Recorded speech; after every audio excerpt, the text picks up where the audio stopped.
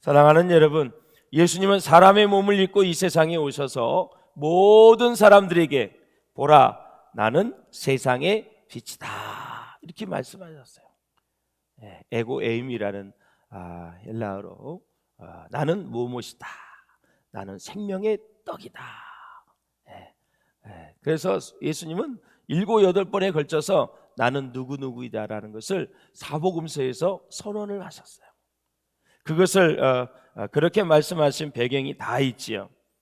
자, 오늘은 사랑하는 여러분, 요한복음 7장 8절에 보면은 다 그 배경이 뭐냐면 초막절입니다. 그래서 초막절에 어떤 이제 행사가 있고 어떤 의식이 있는지를 여러분들이 잘 아셔야 예수님께서 왜 나는 세상을 비추는 빛이라고 말씀하셨는지 그것을 이해할 수 있다라는 거죠. 자, 초막절은 출애굽 당시 하나님께서 불기둥과 구름기둥으로 이스라엘을 인도하시고 또 시내산에서 하나님의 영광 가운데서 율법을 계시하였던 것을 기념하는 절기다라는 거죠. 그래서 초막절에는 2가지 행사가 있었습니다. 첫 번째, 물 깃는 행사가 있었다 그랬어요. 실로암이라는 연못에서 황금 우물통을 가지고 대제사장들이 물을 길러서 제단에 바치고 헌수하는 헌수제가 있었어요. 그래서 물 깃는 행사 때 예수님은 나는 생명의 성수다. 그래서 그렇게 많은 사람들에게 말씀을 선언했는데, 이 물 깃는 행사는 언제 있었냐면 아침 제사 때 있었던 겁니다. 아침 제사. 그리고 2번째 행사는 불을 밝히는 행사가 있었는데 언제 이것이 행해졌냐면 저녁 시간 제사 때에 이루어졌다라는 거예요. 자, 유대인들은 초막절 마지막 날 밤에 여인들이 뜰에서 횃불을 밝히는 행사가 있었습니다. 조금 전에도 말씀을 드렸지만 이것은 시내산에서 주신 하나님의 율법의 계시를 기념하는 것이다. 이 행사의 취지와 의미는 이렇습니다.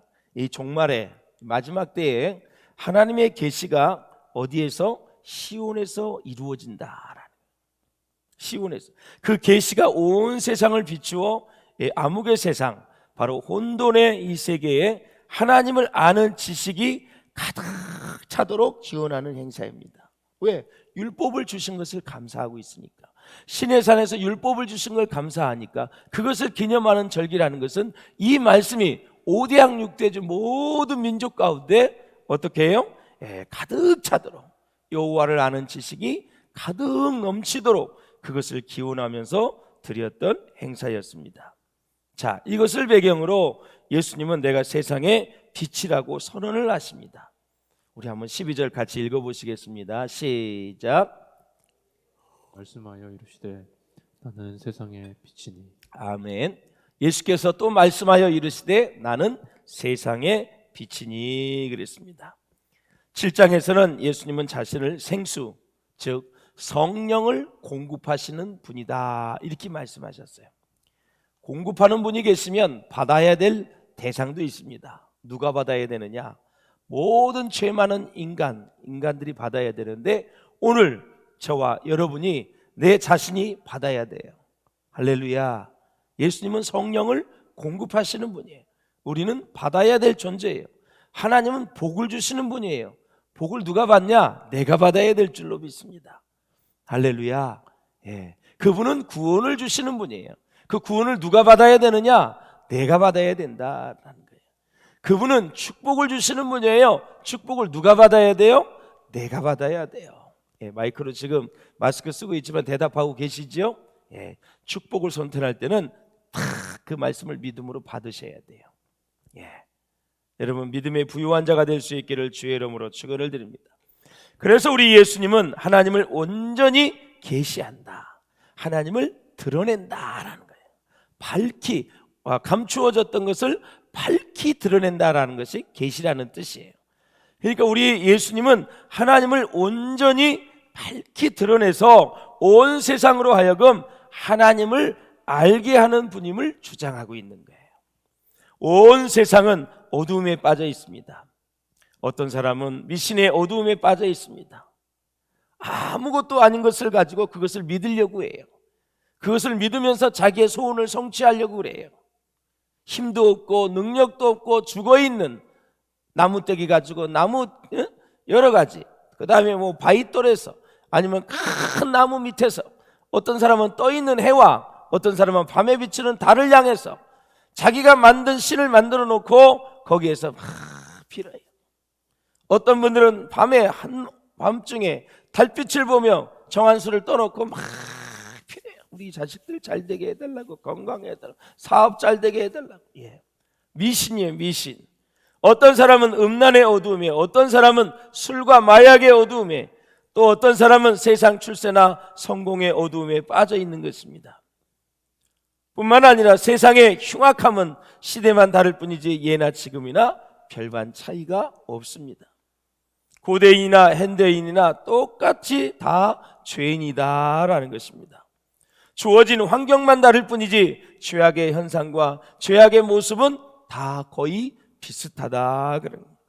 제가 성경을 이렇게 들여다보니까 가인도 그렇고, 그 다음에 바벨탑 시대도 그렇고, 그 다음에 노아의 홍수 때도 그렇고, 그리고 소돔과 고모라 쫙 이렇게 보니까 시대는 몇천 년 전과 지금 다를 바 아무것도 없다. 롯이 그 당시에 소돔과 고모라에서 멸망할 때도 보면 그때도 동성애가 있었습니다. 지금에 일어난 일이 아닙니다. 예나 지금이나 다 죄악의 현실은 거의 비슷하다라는 것. 그래서 예수님은 갈급하고 목마른 심령들에게 말씀하십니다. 같이 한번 읽어보시겠습니다. 시작. 누구든지 목마르거든 내게로 와서 마시라. 나를 믿는 자는 성경의 이름과 같이 그 배에서 생수의 강이 흘러나오리라. 아멘. 자, 아담과 이브의 타락한 이후의 세상은 어두움으로 가득 차게 되었고, 뿐만 아니라 사탄의 지배 아래에 들어갔습니다. 죄악이 간영함으로 인해 노아 시대에 많은 사람들이 심판을 받고 죽었습니다. 여러분, 바벨탑 사건을 볼 때 인간은 얼마나 교만한지를 우리는 보게 되었습니다. 우리의 이름을 내자, 목적이 바벨탑을 쌓는 이유가 자기 이름을 내자, 바로 아주 인간의 극치의 교만함을 보여주고 있습니다. 노아 시대의 사람들이 한결같이 말하기를 뭐라 그러냐면, 심판이 어디 있느냐, 말도 안 되는 소리다. 이제까지 그렇게 비온 적이 없는데 무슨 비가 온다고 그렇게 호들갑을 떠느냐 하면서 노아와 노아의 식구들을 그렇게 비난하고 그들을 아주 모욕을 주었습니다. 조롱을 했습니다. 이렇게 외치며 노아 시대에 많은 죄악에 간영했던 사람들은 하나님을 부인했습니다. 오늘을 살아가는 현대인들도 죄를 물 마시듯 마시며 살아가는 모습들, 그렇게 죄를 짓고 살면서도 미래에 심판이 있을 것이라고는 믿지도 않고 생각조차도 하지 않는다라는 것입니다. 그러나 세상에는 반드시 무엇이 있어요? 심판이 있습니다. 마지막 때가 있습니다. 종말이 있습니다. 누구나 개인적으로 종말이 있습니다. 이것은 무엇을 말해요? 죽음을 말하는 것입니다. 뿐만 아니라 성경에 보면 우주의 종말도 있습니다. 인류의 심판과 종말에 대해 말해주고 있고, 지금이 바로 마지막 때라고 성경은 말하고 있습니다. 그래서 우리 모두가 다 많은 사람들에게 아무리 마지막 때가 왔다 해도 소리 높여 우리가 얘기를 해도 부담을 느끼지만 듣지 않으려고 하는 것이 불신자들의 마음입니다. 사랑하는 여러분, 우리가 잘 아시는 바와 같이 천국과 지옥도 확실히 존재합니다. 사랑하는 여러분, 참 이 세상 사람들, 우리들도 마찬가지입니다. 죄는 죄를 모르는 거예요. 어두움은 어둠을 모르는 거예요. 어둠에 있는 사람이 어둠을 알 수 있을까요? 모르는 것입니다, 여러분. 죄가 얼마나 우리를 파괴하고 우리를 망하게 하는지, 그 죄가 얼마나 심각한 문제인지 죄인들은 전혀 모르고 살아가는 것입니다. 죄인은 그냥 일상적으로 죄를 지어야 편안한 거예요. 죄를 지어야 마음이 그냥 편안한 거예요. 그래서 왜 사람들이, 예수 믿지 않는 사람들이 예수를 믿어도 계속해서 반복을 하냐면, 죄인은 죄를 지어야 편안한 거예요, 여러분. 그러니까 그것을 그렇게 반복을 하는 거죠. 당연하다고 생각하는 것입니다. 죄인은 그렇게 죄를 지어야 편안하고 어둠 속에 있어야만 안심이 되는 거예요. 그래서 어둠에 가득 찬 사람들이 그렇게 점을 보러 가고, 미래를 모르니까 불안한 사람이, 어둠에 있는 사람이 그렇게 사주팔자를 보면서 연초에 그렇게 점집이 성황을 이룬다고 그래요. 우리나라에 점쟁이가 100만 명이 넘는다 그래요. 사랑하는 여러분, 12절을 한번 읽어보겠습니다. 시작. 나를 따르는 자는 어둠에 다니지 아니하고 생명의 빛을 얻으리라. 아멘. 누구를 따르는다? 예수님을 따르는 자는 어둠에 다니지 않고 생명의 빛을 얻으리라. 믿습니까 여러분? 예. 자, 요한복음 3장 19절입니다. 시작. 그 정죄는 이것이니 곧 빛이 세상에 왔으되 사람들이 자기 행위가 악함으로 빛보다 어두움을 더 사랑한 것이니라. 사람이 빛보다 어두움을 더 사랑하면 어두움에 관련 것들을 선택하게 되어 있습니다. 빛의 세계에 있으면 하나님께서 원하시는 것을 선택하게 되어 있습니다. 그래서 여러분들의 선택을 보면 대충은 마음을 이렇게 미루어 짐작할 수 있어요. 왜? 영성과 나의 믿음의 실력은 절대 속일 수가 없어요. 그냥 그대로 나오게 돼 있어요. 내 믿음의 바탕과 영성의 그 실력만큼만 말이 나오게 돼 있고 그 안에서 판단하게 돼 있다라는 거죠. 그러면 스데반 집사님은 왜 그 순간에 순교를 선택을 했을까요? 그 믿음이 순교를 받을 만한 믿음이 된 거예요. 순교를 할 만한 믿음이 된 거지요. 그것이 무섭고 싫으면 그때는 말을 바꿀 수 있어요. 오히려 그냥 타협을 하면서 내 생명을 유지할 수 있어요. 그 순교의 현장이 딱 내한테 맞닥뜨려졌을 때 그것을 받을 만한 믿음이 딱 준비가 됐기 때문에 그냥 서스럼 없이 하나님의 말씀을 선포하고 주여 저들이 하는 짓을 모르오니 용서하여 주옵소서, 내 영혼을 받아주옵소서 하고 그는 하나님의 나라를 선택하며 결국 순교를 장렬하게 하는 그런 모습을 우리가 볼 수 있다. 주기철 목사님이 목길을 걸어가야 되는데 아유 무서워, 못 걷다 하면 그냥 타협을 하고 그냥 일본 신사에 절하면 끝나는 거예요. 모든 것은 자기의 믿음만큼만 선택을 하고 믿음만큼만 결단을 하는 거고 믿음만큼만 결정을 하게 돼 있지 그 이상도 이하도 절대 아니다. 어둠 가운데 있으면 어둠의 일들을, 빛 가운데 있으면 빛 가운데 일들을 선택을 한다라는 거죠. 그리고 빛 가운데 있으면 하나님에 관한 일들을 굉장히 기뻐하고 좋아하고 환영하고 그리고 그냥 마음이 좋아지는데 어둠 가운데 있으면 하나님의 일들이 싫어지고 짜증나고 그리고 점점 그것들이 내 마음속에 와닿지 않는 것을 우리가 볼 수 있다. 빛 가운데 있으면 주일날도 이렇게 헌신하고 봉사하는 것들이 너무너무 행복한 거예요. 나 같은 죄인을 구원해 주셨다니, 천사도 음만한 직분을 주셨다니, 이거 웬 은혜야 하면서 주일날이 그렇게 기쁜 거예요. 새벽부터. 할렐루야. 예. 그래요. 사람은 자기의 영적인 실력만큼만 살게 되어 있어요. 사랑하는 여러분, 예수님은 빛이십니다. 예수님은 빛을 가져오는 분도 아닙니다. 빛에 대해서 사랑하는 여러분 설명하는 분도 아니에요. 성경 전체를 보면 의문점이 많이 있습니다. 많은 곳에 보면은 항상 많은 의문점이 쉽게 해결되는 경우가 있어요. 여러분 성경을 보면은 의문점이 얼마나 많아요. 근데 너무너무 쉽게 해결이 돼요. 무엇 때문에 그럴까요? 의문점이 쉽게 해결되는 도대체 그 이유가 뭘까요? 그것은 바로 예수님이 하나님이시기 때문에 그래요. 예수님을 하나님으로 믿으면 성경에 그냥 모든 것들이 다 풀려나가는 거예요. 믿습니까 여러분? 굉장히 중요한 걸 제가 말씀드린 거예요. 그렇습니다. 온 인류가 빛을 거부하더라도 빛이 비치는 것을 막을 수가 없습니다. 여러분, 이 세상에 살고 있는 인간은 모두 죄인이지만 예수님을 만나면 그래서 희망이 생기는 거예요. 예수님을 믿으면 생명을 얻게 되는 거예요. 영생의 축복을 받게 되어 있는 거예요. 예수 믿는 사람은 그래서 죽어서 다 천국 가는 복이 있다라는 사실이에요. 이 세상 사람들이 하나님을 믿든 말든 하나님은 영원히 살아계시고 영원토록 존재하시는 분임을 믿으시기를 주의 이름으로 축원합니다. 왜 인간들은 예수님을 받아들이지 못하고 믿지 않으려고 하고 환영하지 못할까요? 바로 그것은 인간은 불신과 불순종으로 타락하여 거짓이 있고 어둠이 있기 때문에 그런 것입니다. 원래 그래서 죄를 지은 사람은 외롭고 신실한 사람을 싫어하게 되어 있습니다. 이유 없이 싫어합니다. 그리고 악한 사람은 아무 이유 없이 선한 사람을 미워합니다. 또한 불의하고 신실하지 못한 사람은 정의로운 사람을 미워하고 꺼리고 피하게 되어 있습니다. 사랑하는 여러분, 예수님이 자기 선언을 할 때마다 유대인들과 부딪히고 계속해서 갈등이 일어날 수밖에 없는 이유가 뭐냐?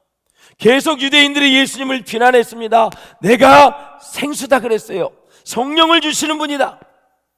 나를 믿는 자는 그 배에서 생수의 강이 흘러나리라. 성령을 받을 것이라고 말씀하셨어요.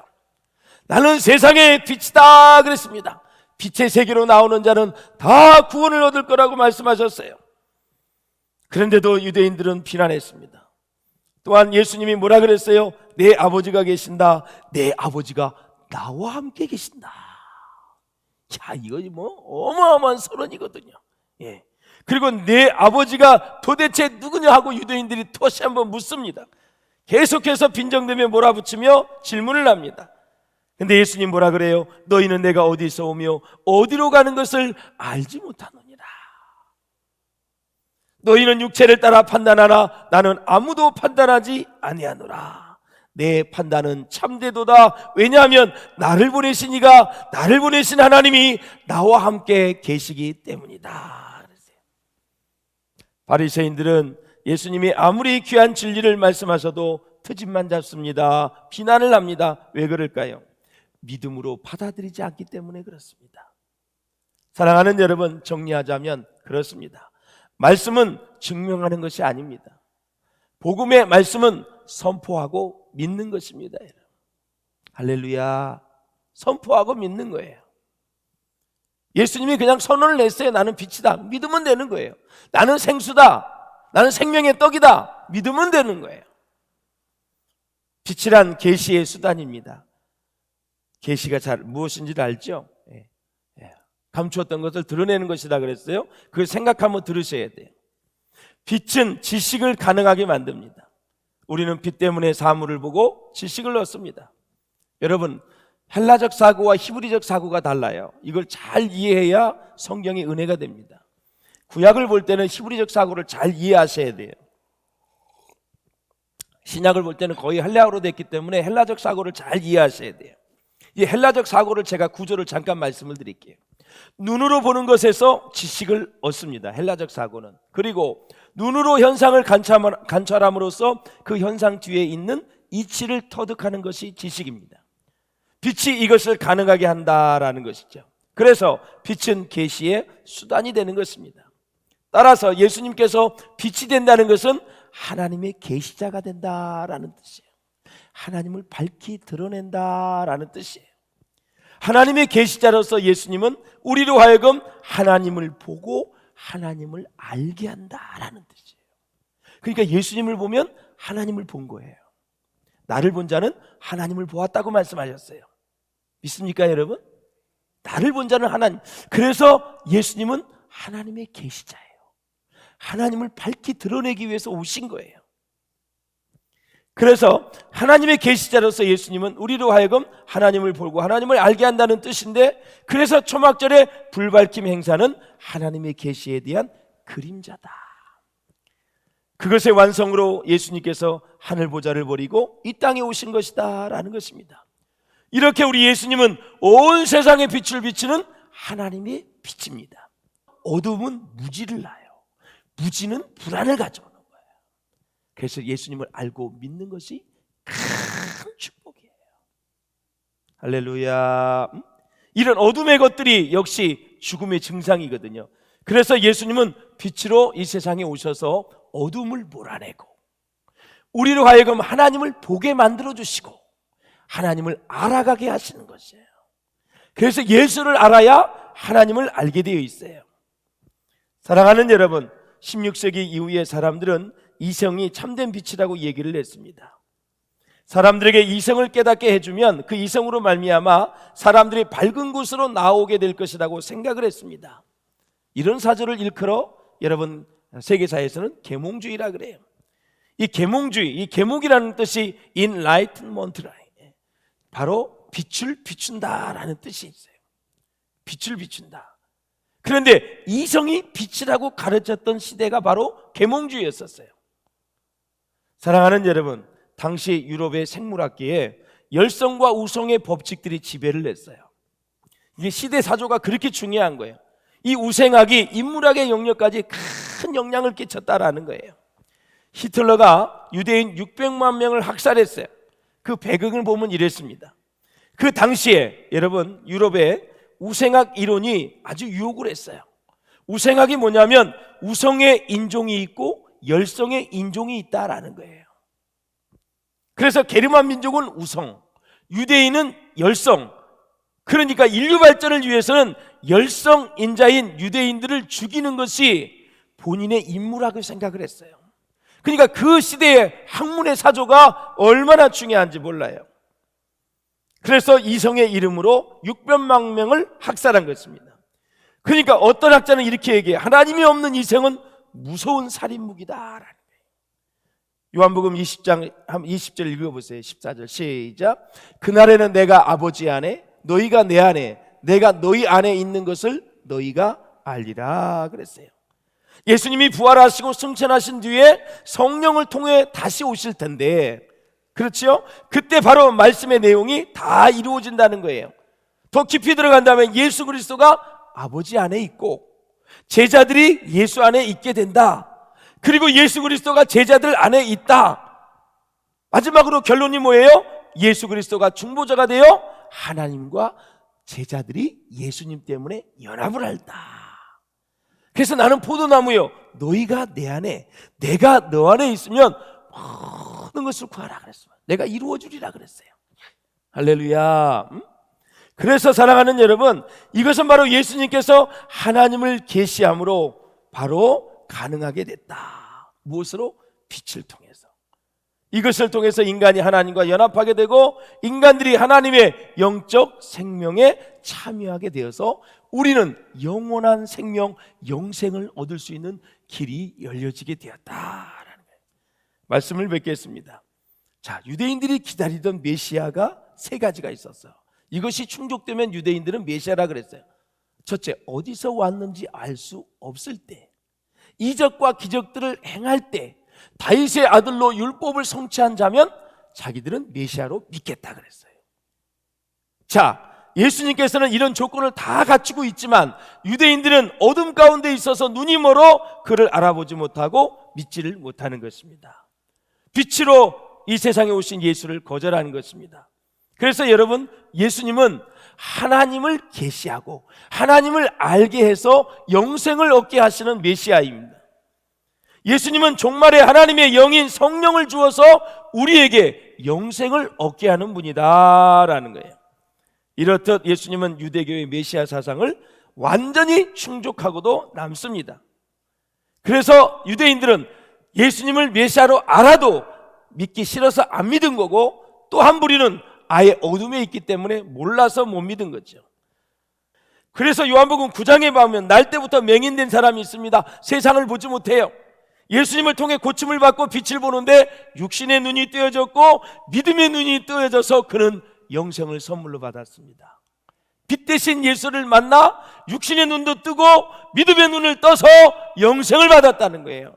그래서 예수님은 세상에 빛으로 오셨다는 것을 맹인을 통해서 확실하게 증거해 주시고 또 우리로 하여금 믿음의 도전을 주신 거예요. 말씀을 뵙겠습니다. 예수님 안에서 진리의 세계를 볼 수 있기를 주의 이름으로 축원합니다. 올 한 해 2021년 빛에 거하는 새해가 되시기를 바라고, 앞으로 2021년 한 해 동안 빛 대신 예수를 의지하며 한 해도 주 안에서 승리하시는 저와 여러분 될 수 있기를 주의 이름으로 축원합니다.